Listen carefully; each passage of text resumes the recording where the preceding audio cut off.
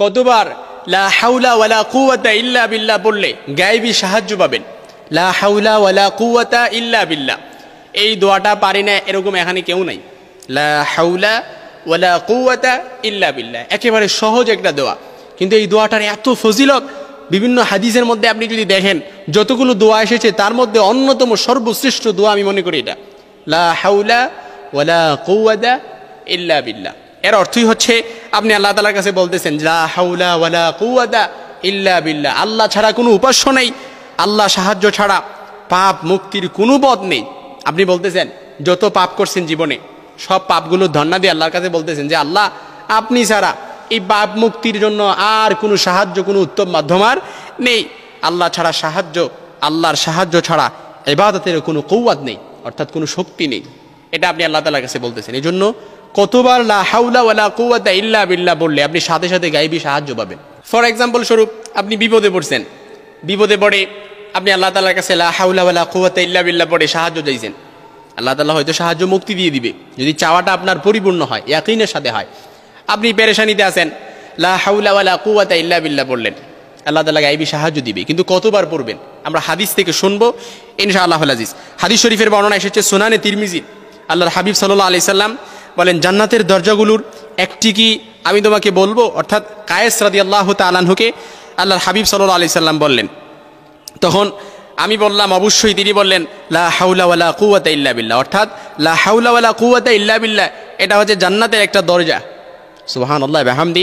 অপর এক হাদিসে এসেছে আল্লাহর হাবিব সাল্লাল্লাহু আলাইহি সাল্লাম বলেন যে আমি কি তোমাকে জান্নাতের গুপ্ত দনগুলোর একটি সন্ধান দিব না?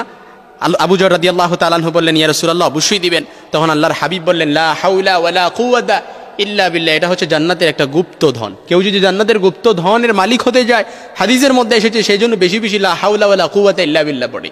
এই জন্য দোয়া কবুলের সময়গুলোতে, যে দোয়া কবুলের সময় আছে কাবলা জোহর, তারপর মাগরিবের আগ মুহূর্তে, তারপর রাতের শেষাংশে, তারপর আজানের সময়, এই সময়গুলোতে আপনি যদি লা হাওলা ওয়ালা কুওয়াতা ইল্লা বিল্লাহ বেশি বেশি পড়েন তাহলে আল্লাহ তাআলা আপনার দোয়াগুলো কবুল করে নেবে, দোয়াগুলো কবুল করে নেবে।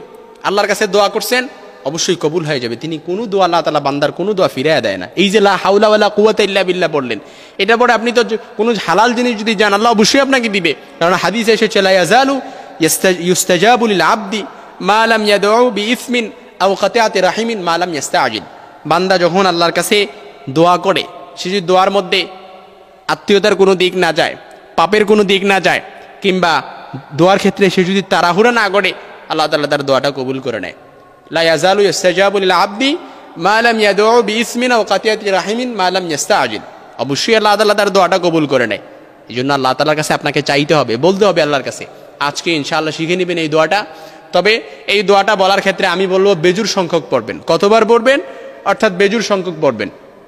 কুল হুয়াল্লাহু আহাদ আল্লাহুস সামাদ, আল্লাহ তাআলা এক, আল্লাহ এককে খুব পছন্দ করেন। বেজুর সংখ্যক পড়বেন। একবার পড়তে পারেন, 3 বার পড়তে পারেন, 7 বার পড়তে পারেন, 21 বার পড়তে পারেন, 41 বার পড়তে পারেন। এর আগে যদি কোনো আমল আপনি করছেন, ধরেন 21 বার একটা আমল করে আপনি ফল পাইছেন, তাহলে 21 বার করবেন, ইনশাআল্লাহ ফলপ্রসূ হবেন। আল্লাহ তাআলার কাছে সব দোয়াগুলো আপনি প্রেজেন্ট করেন, রিপ্রেজেন্ট করেন। দুনিয়াতে তো অনেক জায়গায় গেছেন, খুঁজে বেরিয়েছেন, অনেকের কাছে গিয়ে অনেক হতাশ, কষ্ট সাধন করেছেন, আর কিছু সাধন করতে পারেন নাই। দোয়া তো সাধন করবেন দূরের কথা, কষ্ট সাধন করে নিয়ে আসছেন। কিন্তু আল্লাহ তাআলার কাছে বলেন, অবশ্যই আল্লাহ তাআলা আপনার দোয়াটা কবুল করবে। লা হাওলা ওয়ালা কুওয়াতা ইল্লা বিল্লাহ, এই দোয়াটা বেশি বেশি পড়বেন।